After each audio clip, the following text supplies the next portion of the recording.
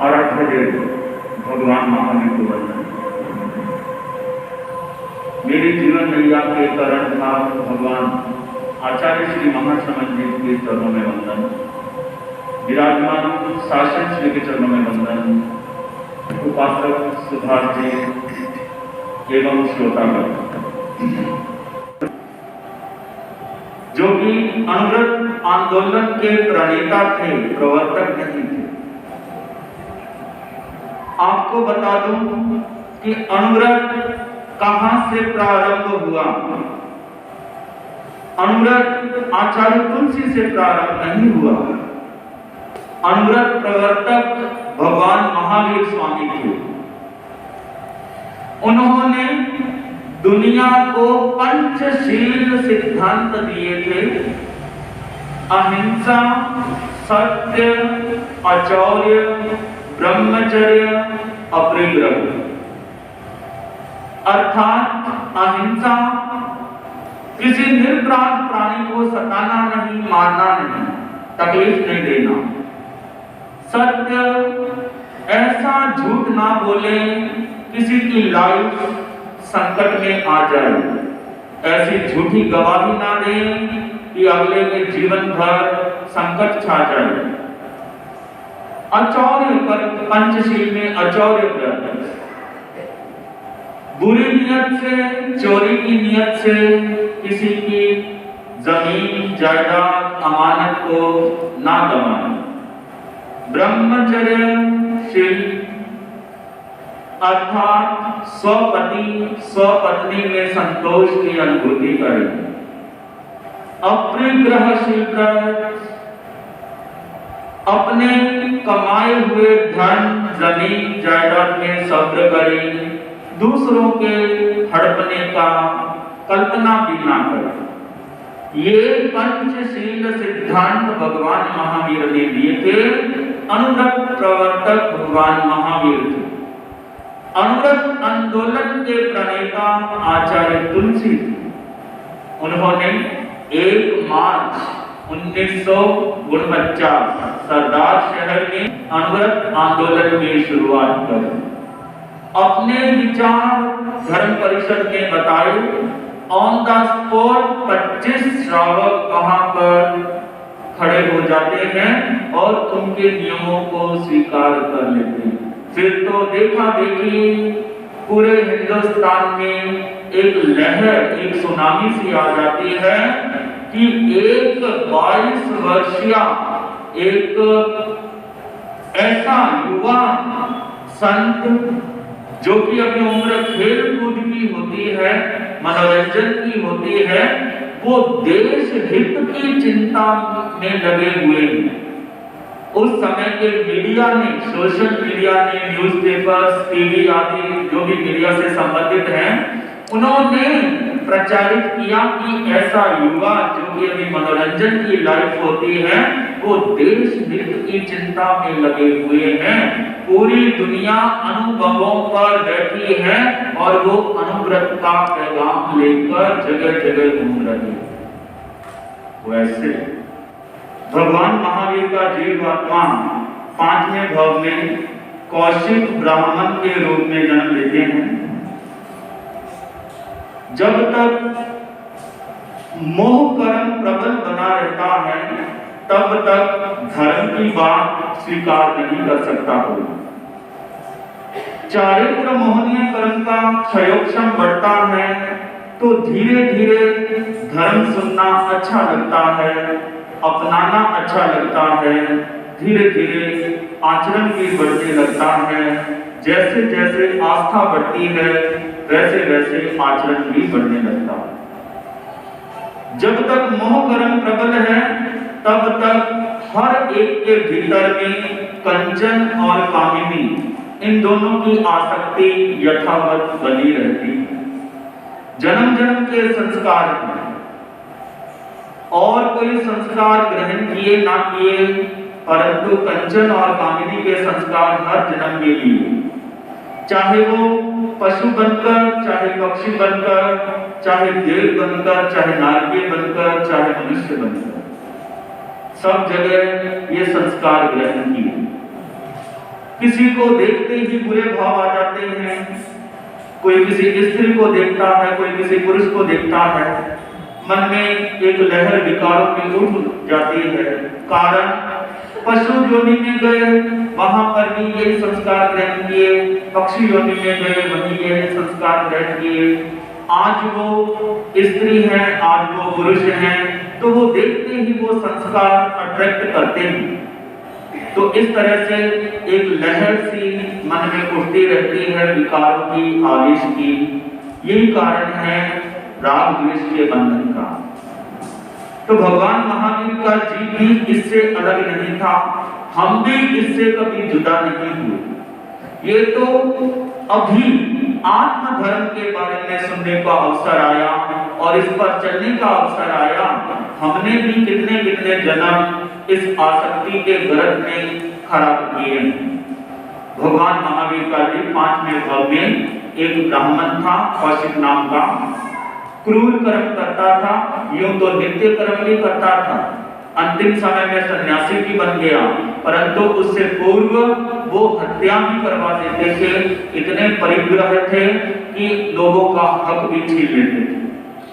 तो वो 80 लाख वर्ष का आयुष्य पूर्ण कर वहां से बीच में अनेकों भव, पशु के, पक्षियों के जो शूद्र भव हैं वो करते हैं महावीर का जी। वो इस 27 भव में काउंट नहीं होता।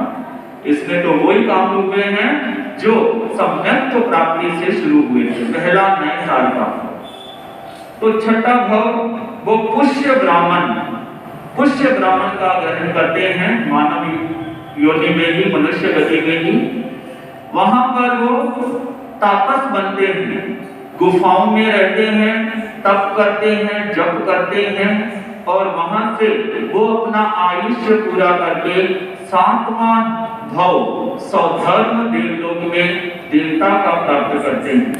वहां पर देव का आयुष्य पूर्ण कर, क्योंकि जिसने अपने मन को कहीं ना कहीं तपाया है, मन की आसक्ति को जहां कहीं छोड़ा है, अपने मन के बुरे विचारों को कल परसों पर छोड़ दिया, आज ये काम ना करूं, इतना भी चिंतन आया है, तो कहीं ना कहीं आपके शुभ योग बनते हैं और उसके कारण आपकी पुण्यवानी बनती है और उसके कारण देव गति मिलती है।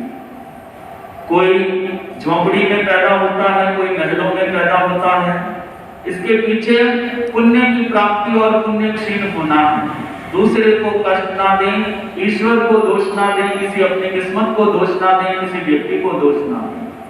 पुण्य को बढ़ाने के लिए शुभ योगों में रहने का प्रयास करें। अत्यधिक विचारों की नदी को बहने दें, अच्छे बुरे विचार दोनों को देखें, साक्षी भाव बनकर उसको टिकाएं ना। विचार स्वतः उत्पन्न होते हैं, ये आपके चाहने ना चाहने से ना तो रुकेंगे ना आएंगे, स्वतः उत्पन्न होते हैं। जैसे ये पंखा है, ये कब ऑन होगा? जब इसकी स्विच ऑन की जाएगी, अपने आप नहीं होगा। इसी तरह से मस्तिष्क में जो विचारधारा, विचारों की नदी, विचारों के बादल उड़ रहे हैं, भाग रहे हैं, दौड़ रहे हैं, इसका संबंध आपसे नहीं है, कई जन्मों से इसका ताल्लुक है। इसको बहने दें, धक्का मुक्की में मत पड़ा करो, अच्छे को रख लो, बुरे को रख लो। ये एक प्रोसेस है, इसको एक प्रक्रिया मानकर दिमाग की छोड़ दें, ज्यादा ध्यान ना दें, तनाव ना लें, डिप्रेशन ना लें। केवल आप तो शुभ योग में रहने का प्रयास करें। सुबह सुबह उठते ही एक अच्छा विचार करो, मैं स्वस्थ हूँ, मैं धनवान हूँ, मैं रूपवान हूँ, मैं ज्ञानवान हूँ। Positive energy. अगर पॉजिटिव सोचेंगे तो पूरे ब्रह्मांड की, पूरी कायनात की अच्छी शक्तियां, मतलब सकारात्मक एनर्जी आपके साथ चलेगी। और अगर मन में शंकाएं चलती रही, मन में किंतु परंतु चलते रहे, आज बिल्ली रास्ता काट गई, आज छींक आ गई जा रहा था, तो संसार की जितनी भी ब्रह्मांड की नकारात्मक एनर्जी है वो आपके साथ चलेगी, आपका पूरा दिन खराब कर देगी, मूड को खराब कर देगी। इसलिए अच्छा विचार, सकारात्मक विचार सुनने लगे। तो भगवान महावीर का जी सातवें भाव में प्रथम देवलोक वैमानिक देवलोक में सौधर्म देवलोक के देवता बनते हैं। वहां से आयुष्य पूर्ण कर आठवां भाव अग्निज्योत नाम के ब्राह्मण बनते हैं। अग्निज्योत ब्राह्मण जो कि याचक कुल में जन्मे थे, उस समय ब्राह्मण कुल को याचक कुल की उपमा दी जाती थी।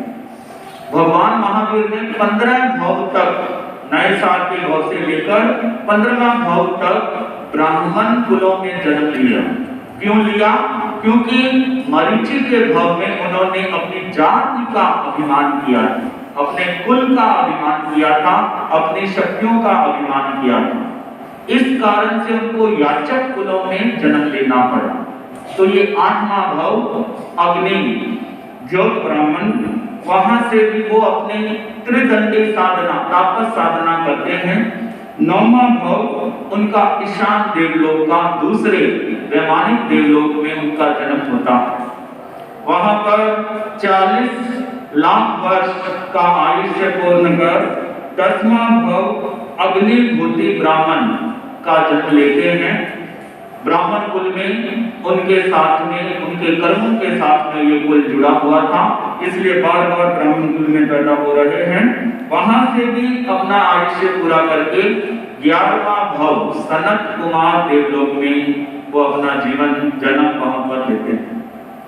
वहां पर देव बनते हैं।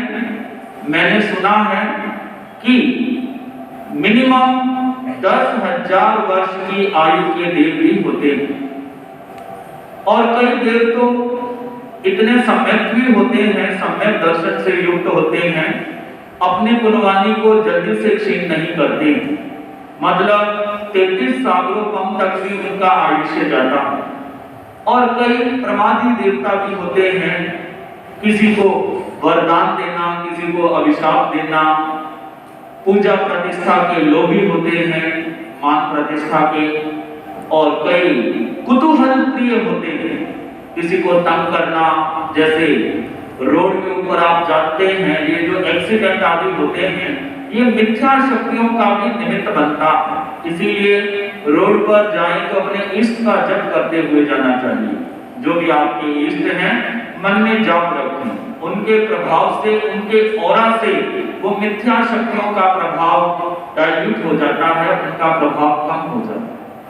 तो ये अपने अपने पुण्य के स्तर पर देवता का भी जीवन होता है। किसी को हाई क्वालिटी की सुविधा मिलती है, किसी को लो क्वालिटी की सुविधा मिलती है। तो वो 11वां भाव सनत कुमार देवलोक में, ब्रह्म वैमानिक देवलोक में तीसरा देवलोक है सनत देवलोक। 12वें भाव में देव आयुष्य पूर्ण कर भगवान महावीर का जीव भारद्वाज नामक ब्राह्मण बनते हैं। वहां पर भी अपनी षट्क्रिया पूरी करके, नित्य कर्म पूरा करके, वहां से 13वां भाव महेंद्र देवलोक, जो कि चौथा देवलोक है, उसमें जाते हैं, अपना आयुष्य पूर्ण करते हैं। 14वें भाव के बाद में, 13वें भाव के बाद में 14वां भाव राजगृह नगरी में ब्राह्मण बनते हैं। उनका नाम भारद्वाज ब्राह्मण होता है, तापस बनते हैं।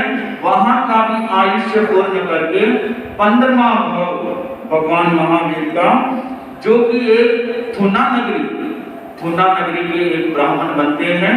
अब आगे देखेंगे कि इन्होंने किस प्रकार से अपनी चेतना का उत्थान किया। जैसे कि मरीचि के भाव में उन्होंने जाति का, कुल का अभिमान किया, तो गुरुदेव तुलसी ने भी इसी के ऊपर प्रहार किया है अनुव्रत आंदोलन के माध्यम से। भगवान महावीर ने कहा सब आत्माएं एक सी हैं, उनके लिए कोई भी पृथक पृथक नहीं है, सब आत्माएं उनके लिए एक हैं। भगवान महावीर ने कहा सबके लिए वो ही विचार रखो, वैसा ही व्यवहार रखो जैसा आपको पसंद है। जियो और जिनो का जीने दो का सिद्धांत भगवान महावीर ने इसलिए हमें दिया। तो अनुव्रत आंदोलन का भी वही प्रचार है, वही प्रसार है, वही आंदोलन है कि जाति भेद, रंग भेद आदि इनके आधार पर आप मानवता को ना मानो। मानव को मानवता की प्रेरणा है आचार्य तुलसी और उनका आंदोलन अनवरत आंदोलन। मानव में मानवता कैसे आई? जैसे ही पर्युषण पर्व प्रारंभ होते हैं, संवत्सरी का पर्व नजदीक आता है, या और कोई नवरात्रि आदि जैसे जैसे आध्यात्मिक उत्सव पास में आते हैं, तो मनुष्य सोचता है मैं ये कर्म कांड करूंगा, मैं जप करूंगा, मैं तप करूंगा, मैं स्वाध्याय करूंगा। परंतु गुरुदेव तुलसी का चिंतन यहाँ पर अलग है। उन्होंने कहा कि आदमी ये तो चिंतन करता है कि मैं तप करूंगा, मैं जप करूंगा, परंतु अपने अभिमान को छोड़कर सरल बनूंगा, ये चिंतन नहीं करता। मैं अपने क्रोध को छोड़कर विनम्र बनूंगा, ये चिंतन नहीं करता। मैं अपनी ईर्ष्या भावना को छोड़कर उदारवादी बनूंगा, लिबरल बनूंगा, ये नहीं सोचता। तो इस अनवरत आंदोलन के माध्यम से आचार्य तुलसी ने कहा आप मुझे गुरु मत मानिए, भले आप भले जैन मत बनिए। 36 कौम को पैगाम दिया, आप केवल मोरल वैल्यूज को पहचानिए, मानवीय नैतिक मूल्यों को पहचानिए। आज देखते हैं आदमी का डबल रोल चल रहा है।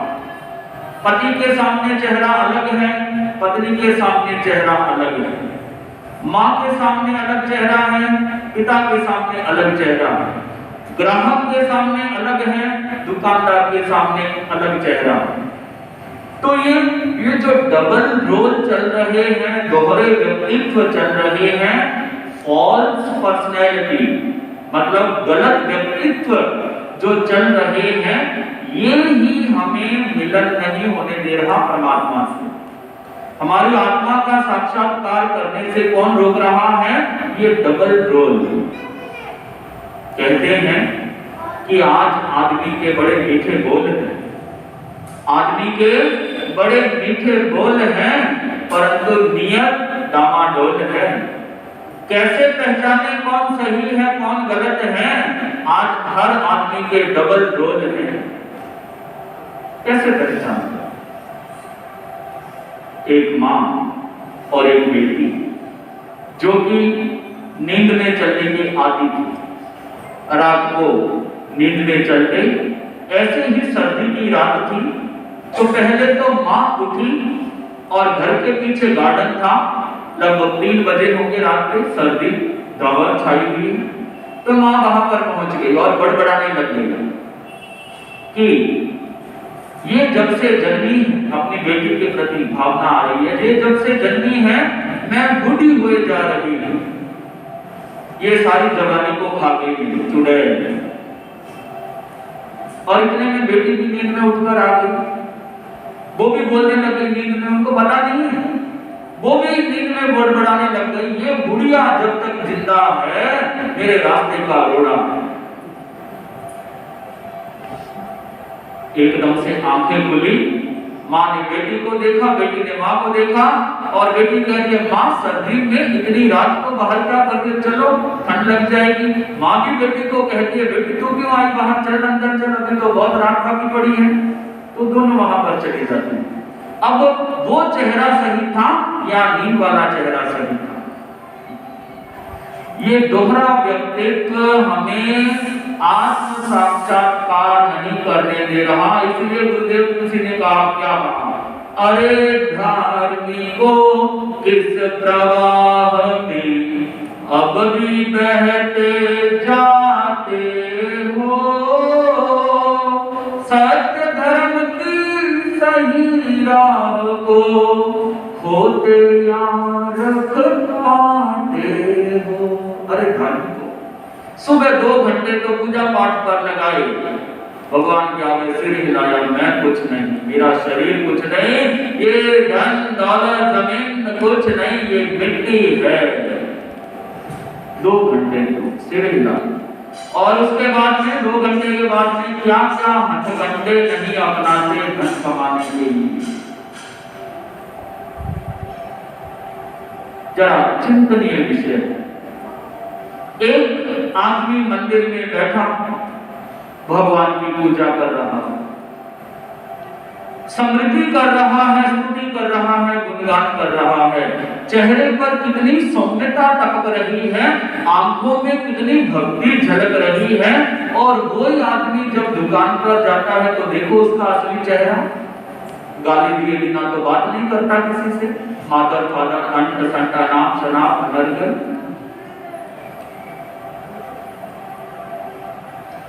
तो गुरुदेव तुलसी ने कटाक्ष किया कि तुम धर्म मंदिरों तक सीमित मत रखो, भवनों स्थानकों तक सीमित मत रखो। तुम्हारे धर्म की कसौटी है तुम्हारा घर, तुम्हारा परिवार, तुम्हारा ऑफिस, दुकान, फैक्ट्री, व्यवहार।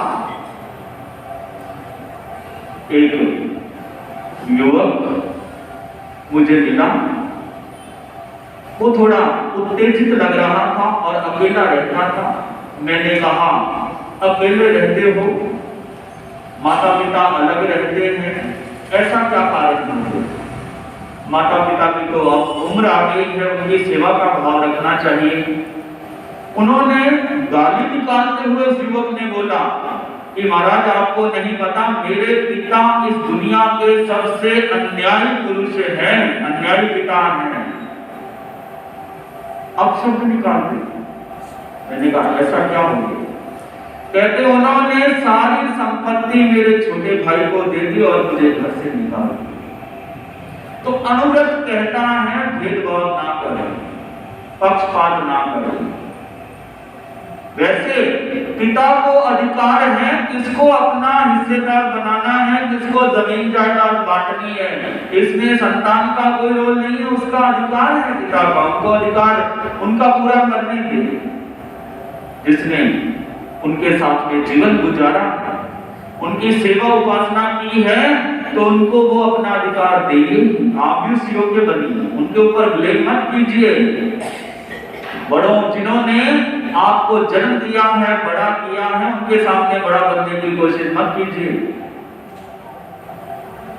तो देखते हैं घर घर में महाभारत के हालात। श्री कृष्ण महाराज दुर्योधन के पास में गए, वो जानते थे महाभारत तो होगा, परंतु फिर भी दुनिया मुझे गलत ना माने, इसी भावना से वो दुर्योधन के पास में गए और कहा, दुर्योधन तुम ये जो महाभारत के महायुद्ध का स्वप्न देख रहे हो, ये छोड़ दो, ये विनाशकारी है। कितनी माओं की कोख उजड़ जाएगी, कितनी पत्नियों का सिंदूर उजड़ जाएगा, ये विनाशकारी लीला मत रचो। तुम पांडवों को 5 गांव दे दो रहने के लिए, इतनी सी तो डिमांड है। दुर्योधन ने अट्टहास करते हुए कहा, 5 गांव सुई की नोक पर टिके इतनी जमीन भी नहीं दूंगा।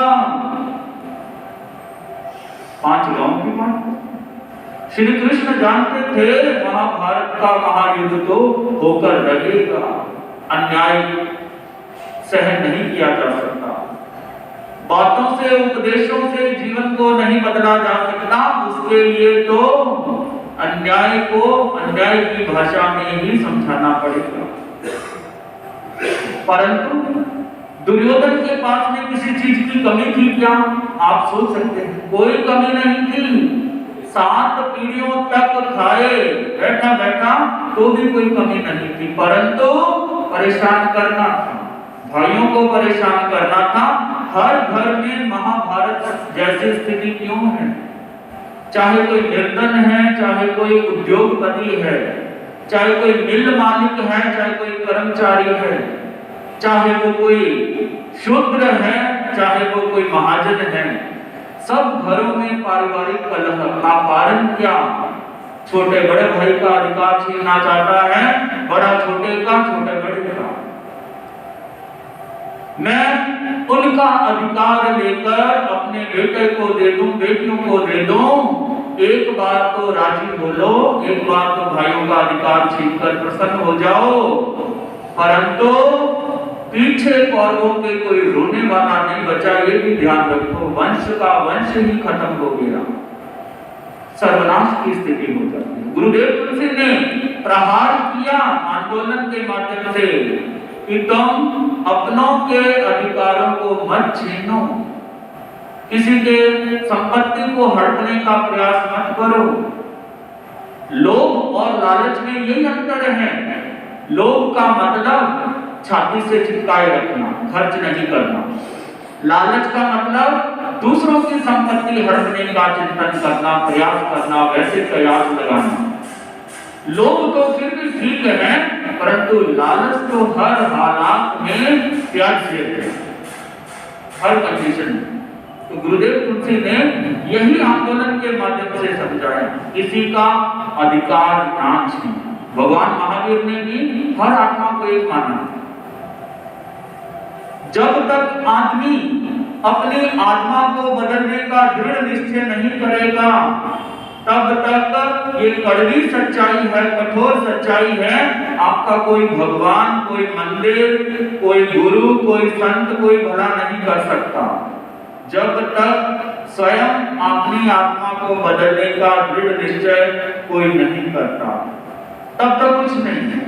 तो मैंने उस युवक को कहा कि पिता माता कितने भी उनका स्वभाव कैसा हो, परंतु संतान का धर्म है कि उनका अपमान ना करे और यथा योग्य उनकी सेवा करे।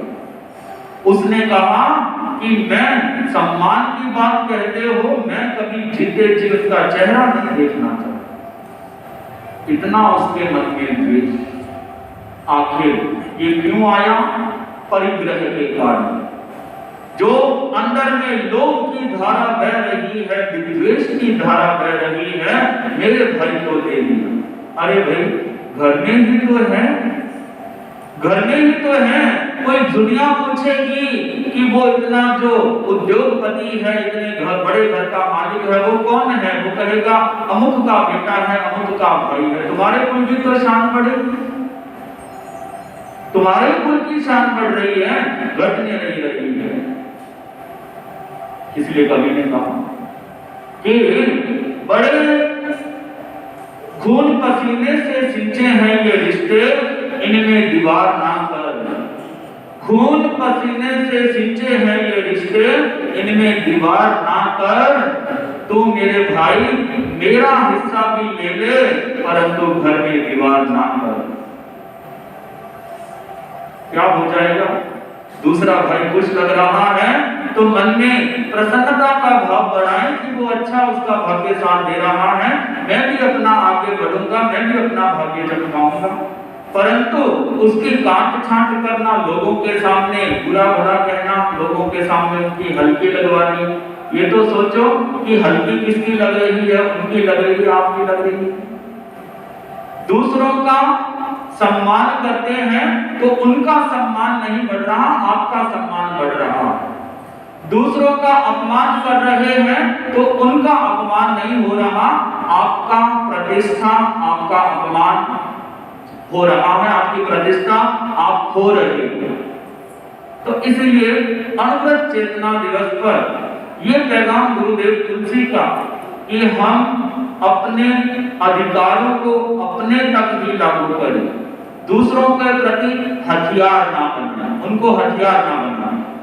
कितने कितने घरों में देखते हैं कैसी कैसी स्थितियां हैं, जो कोई बहू है, कोई पत्नी है, कोई माँ है, कोई बहन है, वहां पर उनके प्रति कैसी कैसी भावनाएं रख रहे हैं। एक एक बहू आती है, पूरे घर को जोड़ देती है। इतनी गुणवान बहू आएगी कि टूटे हुए दिलों को मिला देगी। गुरुदेव तुलसी ने क्या कहा? फूल तो कांटों के साथ रह सकते हैं, परंतु इंसान इंसान के साथ नहीं। एक एक गुणवान बहू ऐसी आएगी जो घर को एक कर देगी, सबके दिलों में दुर्भावना का वास कर देगी। कितनी धार्मिक महिला होगी, उसके विचार कितने नेक होंगे। और कई कई लोग इतने इतने तप कर लेते हैं, इतने इतने जप कर लेते हैं, फिर भी उनकी मानसिकता नहीं बदलती, उनका अंदर का कटाग्रह कठोर भावना नहीं बदलती। एक भाई ने मास खमन तप किया, मुनि राज के यहाँ पर उनका अभिनंदन समारोह रखा गया था। तो परिवार को ऐसे ही सेवा करवा रहे थे, तो मुनि जी ने कहा, वाह रामलाल जी वाह, यहाँ पर रामलाल जी तो नहीं है। तो मुनि जी ने कहा, वाह रामलाल जी वाह, रंग लगा दिए, मास्क बंद कर दिया। उनके परिवार की बड़ी बहू खड़ी हुई, महाराज हम ही जानते क्या आग लगाए। तो मुनि जी ने पूछा क्या ऐसे कैसे बोल रही थी? उन्होंने कहा हमारे परिवार में सबसे ज्यादा तपस्या भी ज्यादा ये करते हैं और समस्या भी ज्यादा है। तो अंदर में जो अहंकार को छोड़कर सरलता की ओर बढ़ता, क्रोध को छोड़कर विनम्रता की ओर अग्रसर होता है, और जो ईर्ष्या भाव को छोड़कर थोड़ा उदारवादी बनता है, गुणी के गुणों की प्रशंसा करता है, प्रमोद भावना रखता है, वो वास्तव में धार्मिक होता है। एक वैश्या जो कि ऐसे स्थान को छोड़कर समाज में जीने का निश्चय करती है, एक घटना मैंने सुनी थी राजस्थान की, जो कि सोशल फील्ड में काम करती है संस्थाएं, उन्होंने जीवन परिवर्तन के लिए दौर चलाया था, अभियान चलाया था। तो एक वैश्या ने स्वीकार कर लिया कि मैं इस जीवन को छोड़कर समाज में शालीन जीवन जीऊंगी, परंतु जैसे समाज में आती है, कोई कार्यक्रम में जाने लगती है, तो महिलाएं कपड़े समेटती हैं, वेश्या आ गई, उसको जीने नहीं देंगे, टॉर्चर करेंगे, कपड़े समेटेंगे, यूं टचना हो जाएगा। एक अपराधी जेल में चला गया, किसी कारण से कोई भूल हो गई, गलती हो गई, कोई मोह के परिणाम, लोभ के कारण गलती कर ली। अब वो समाज में शालीन जीवन जीना चाहता है, परंतु चाय के ठेलों पर खड़े होकर, दुकानों पर खड़े होकर चुस्कियां लेते हुए कहेंगे देखो देखो वो आ गया अपराधी, वो आ गया जेल से, जीने नहीं देंगे, उसे टॉर्चर करेंगे। और अगर ये स्थिति कल को अपने पर बन गई, फिर आंखें चुराते हुए मिलेंगे। मैंने पहले भी एक घटना बताई थी, बताऊं। कुछ महिलाएं रात को बैठी थी, कई लोग बैठे हैं अपने दुकानों पर, घरों के बाहर बैठे रहते, 10-11 बजे तक बातों का दौर चलता रहता है। बातें करिए, हंसिए लोगों के साथ, लोगों पर मत हंसिए, लोगों के साथ हंसिए, लोगों की हंसी मत उड़ाइए। तो महिलाएं बातें कर रही थी। एक महिला युवती गाड़ी से उतरी और देख के बोली, वो महिलाएं देख देख वो आ गई है मुंह काला करके, कितनी रात को। अरे भाई जॉब करती है, कोई काम हो गया होगा, कोई रिश्तेदार के चली गई होगी, ऐसी नेगेटिव सोच। तो वो महिलाएं खाना खुशी कर रही थी, देखो रात को इतने बजे 11 बज गए हैं, अभी मुंह काला करवा के कहां से आई। कुछ दिनों के बाद जो ये महिला ने बात निकाली थी, उसके हाथ में एक पत्र मिलता है जो उसकी बेटी का था। उसके ऊपर लिखा था, माँ आई एम रियली सॉरी, मैं किसी लड़के के पेट से हूं और उसके साथ शादी करने के लिए जा रही हूं, मुझे माफ कर दे। वो महिला दूसरी महिलाओं से आंख चुराती हुई अब अपना जीवन जी रही, क्योंकि उसने ही ये बात निकाली। कब समय पलट जाए, कब स्थितियां बदल जाए, ये कहा नहीं जा सकता।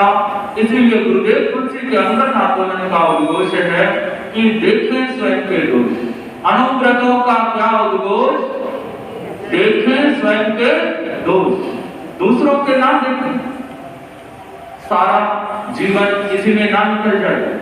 कहते हैं जवानी में तो दृष्टि दोष होता है, दृष्टि में आंखों का संयम नहीं रहता, नजरों का संयम नहीं रहता, और बुढ़ापे में दोष दृष्टि हो जाती है, दोष ही दोष दिखते हैं।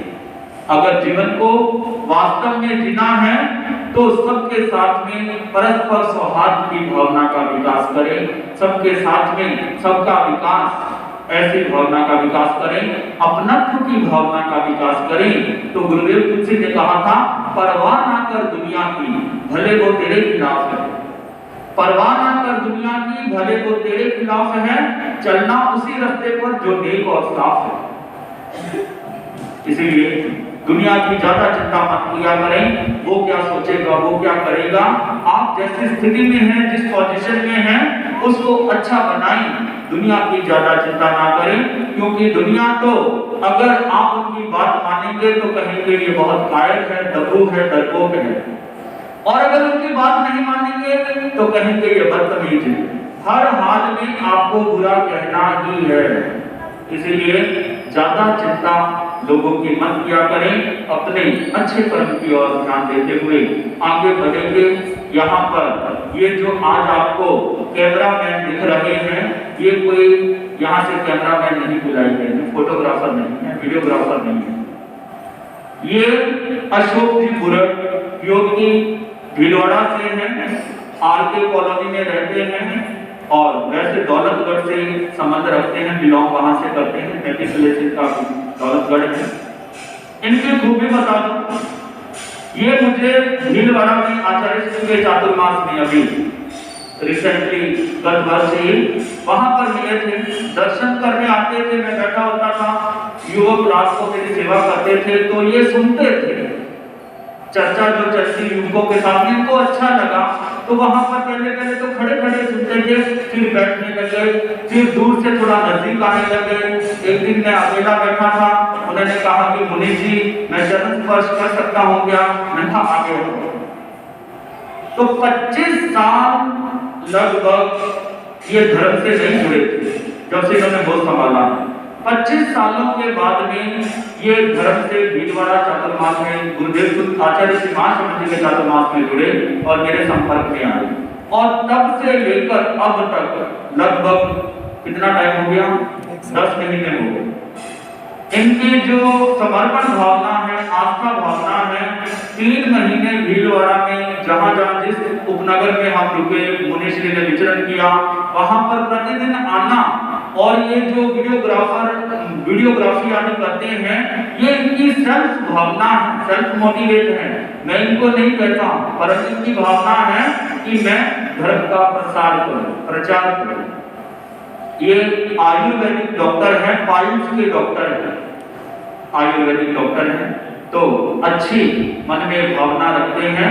तो ये भी अपने 2 मिनट के लिए उद्गार व्यक्त करेंगे। अशोक जी सूरज।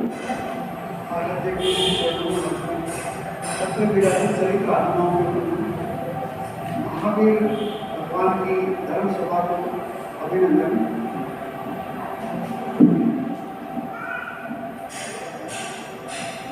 जो मैं कहना चाहता था मेरे पास बचा ही नहीं है। मैं थोड़े से अनुभव बताऊंगा आपको, क्योंकि मैं इस धर्म से एक्टिव अभी हूँ सालों से, तो मुझे शब्दावली भी नहीं आती और शब्दों को कैसे खिलौना नहीं दिया, तो टूटी मैं अपनी बात आपके सामने रखूंगा। मेरे कुछ अनुभव हैं। हमारे भाई साहब ने कहा था कि तू सेवा दे रहा, अच्छी बात है, एक काम कर, आचार्य श्री के साथ एक बार बिहार में जाए। मैंने कहा कि मैं आधा किलोमीटर पैदल नहीं चल सकता, अगर चलूंगा तो मेरे पाँव उठेंगे। उन्होंने नहीं, मेरी बात मान, एक बार जा। तो फिर मैं भीलवाड़ा से मंगलोर उनके साथ पैदल चला, आचार्य श्री के जस्ट पीछे करीब 5-7 किलोमीटर होगा, लेकिन मेरे दर्द नहीं हुआ पाँव में, मुझे थकान नहीं हुई। इसके बाद मैं रोज उनके साथ बिहार में अलग अलग जगह चलता गया, लगभग बलियास तक, तो मुझे दर्द पाँव में बिल्कुल भी नहीं हुआ। ये मेरे लिए बहुत आश्चर्य की बात है। इसी तरह भीलवाड़ा से अलग अलग कॉलोनी में होते हुए मुनिश्री के साथ भी मैं राजगीर तक पैदल आया बिहार में, तब भी मेरे पाँव नहीं थे। अभी आप कुछ समझ सकते हैं। इसलिए मेरे एक मित्र हैं अमित जी, मैं उनके साथ मुनिश्री के दर्शन करने जाता था शाम को प्रवचन में, रात्रिकालीन प्रवचन में। तो मैं उन पर डिपेंड था, क्योंकि ठंड भी बहुत थी और मेरे को अकेले को शर्म भी आती थी। तो कभी कभी वो लेट होते थे, तो मैं उन पर डिपेंड था, क्योंकि मेरे पास कार नहीं थी। तो मुनिश्री पूछते थे अशोक जी आप लेट कैसे? मैंने कहा मैं अमित जी पे डिपेंड हूँ, अमित जी लाएंगे तो ही होगा। मुनिश्री के शुभ मंगल कामनाओं से मुझे कार भी आ गई। ये मेरे लिए सरप्राइज की बात है, शायद कोई चमत्कारी है कि जैसे जैसे मेरे लिए प्रतिकूल व्यवस्थाएं होती है वो अनुकूल अपने आप बन रही है। ये अनुभव मेरे साल भर में ही हुए। उससे पहले जैसे मैं कभी सुनता था कोई अखिल भारतीय युवक परिषद के कोई आते थे, बताते थे कि मैं मुनिश्री के साथ रहा, मैं माँ गुरुदेव के साथ रहा, तो मेरे व्यापार में इतना प्रॉफिट हो गया, इतना हो गया। मुझे लगता था कि सब फेंक रहे हैं, बंडल फेंक रहे हैं एट्रैक्टिव करने के लिए। लेकिन पिछले साल भर में मुझे कुछ अनुभव हुआ कि चारित्र आत्माओं की सेवा करने से, उनके साथ रहने से अपने जीवन में जो अनुकूल होना चाहिए वो अपने आप होता है, अपने को करना नहीं पड़ता। तो ऐसा मेरा आपके साथ अच्छा अनुभव है, आपका विशेष आशीर्वाद भी है। जब जब भी मुझे कुछ जटिल शब्दों में पूछना होता है कि होता क्या है, मुनिश्री से अकेले में पूछता हूँ, बड़ा विस्तार से बड़ी शांति से बताते हैं, कभी चिढ़ते नहीं। वो से शब्द जो कि मेरे को मेरे लिए बहुत बड़े नए नए शब्द हैं जिनको मैं समझ नहीं पाया। आपके साथ बैठ के मैंने बहुत सारी बातें करी है, बहुत सारी बातों को समझा है, और मुझे लगता है कि अपने धर्म से बेस्ट कोई है ही नहीं। मुझे पहले पहले लगता था कि साधु संतों से जाएंगे, स्लोगन बचना देंगे, अपने से पढ़ा देंगे कि ये पता नहीं क्या गले घंटी बांध देंगे। यहाँ आने के बाद मेरे सारे भ्रम टूट गए कि ऐसा नहीं है कि आपको बांध ही देंगे, आपको विकास करने के लिए कुछ प्रयास करते हैं, अगर आपसे नहीं होता तो स्लोगन मत करो। आपका विशेष आशीर्वाद रहा, मुझे बोलना नहीं आता है, जो शब्द मैंने बोले उससे अपने हिसाब से आपको जो है ना, ऐसा भी आपको बहुत मरा भाग लिया है और अच्छे मार्क्स भी उन्होंने रन भी बनाए थे। आज शाम को पजल ट्यूनिंग पर, रिदम पर प्रतियोगिता होगी। इसमें आपको कोई तैयारी करने की आवश्यकता नहीं है। शाम को वही अरहर बदना का समय रहेगा और जब रात्रिकालीन चल रहे हैं, उपवास की बारी वाले भी मुनिश्री से प्रत्याख्यान ले लेंगे और जो 9 त्याग प्रतिदिन के हैं इंद्रिय, वो भी प्रत्याख्यान अभी कर लेंगे। कल जोड़े सहित तपस्याओं के मैंने कुछ नाम गिनाए थे, उसमें 2 जोड़े छूट गए थे। एक तो उर्मिला जी कोठारी और कमला जी धाकड़, ये शायद देरानी जेठानी ननद भौजाई के जोड़े से इन्होंने खेलने की तपस्या करी थी। और दूसरा जोड़ा है आशा जी कोठारी, सविता जी कोठारी और कृष्णा जी कोठारी। ये जोड़ा नहीं जोड़ा हो गया। जोड़ा बोले तो ये भी ननद भौजाई देरानी जेठानी और बहू सास बहू, तो ये इन्होंने ग्रुप में की। और तपस्याएं आगे भी गतिमान हैं। किसी ने आज 4 का पारना किया, कोई आगे और भी बढ़ रहा है, जैसे उनकी क्षमता होगी। तो मेरे पास में ऐसे 4-5 नाम हैं, 6-7 नाम हैं जो आगे बढ़ रहे हैं। चेतना जी राठौड़, जिनकी आज शायद 5 की तपस्या है, उनकी बेटी रिद्धि राठौड़ 10 साल की है। उसने मम्मी के तेले के उपलक्ष्य में उपवास किया 10 साल। मैंने उसको कल पूछा, मैंने कहा कि कल कर लिया उपवास, आगे संवत्सरी का वो भी करूंगी। तो बड़ा एक ये भी साहस है, पुरुषार्थ की भावना है बच्चों में। ये हमारे जिन शासन के तेरापंथ के संस्कार हैं।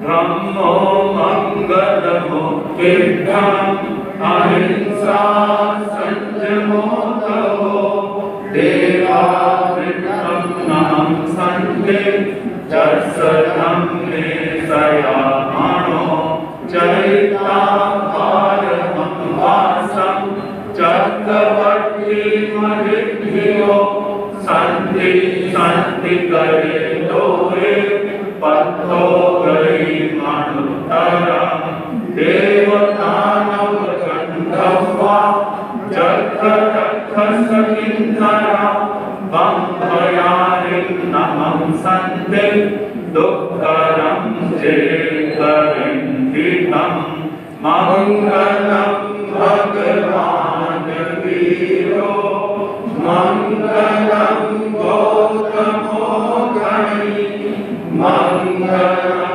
स्थूलभद्राज्ञा जैन धर्मो सुमंगलं मंगलं मतिमान भिक्षु मंगलं भारमल्लक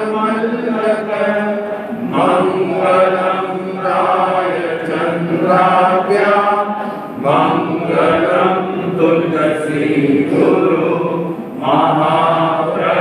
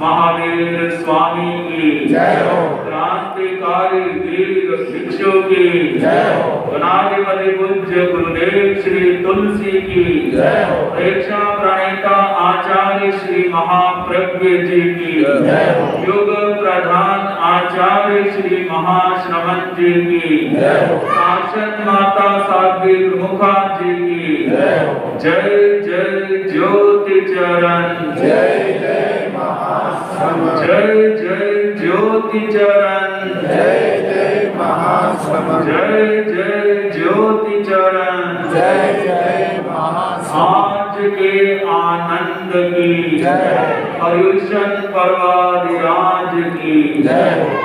यहाँ विराजे चारित्रात्माओं की जय हो। यहाँ विराजे चारित्रात्माओं की जय हो। कृतज्ञोस्मि हम सब आपके आभारी हैं। कृतज्ञोस्मि हम सब आपके आभारी हैं। कृतज्ञोस्मि हम सब आपके आभारी हैं। मुनिश्री ने कहा है कोई घर में तपस्या करता है हो सके तो प्रोत्साहन दें, बाधक ना बने।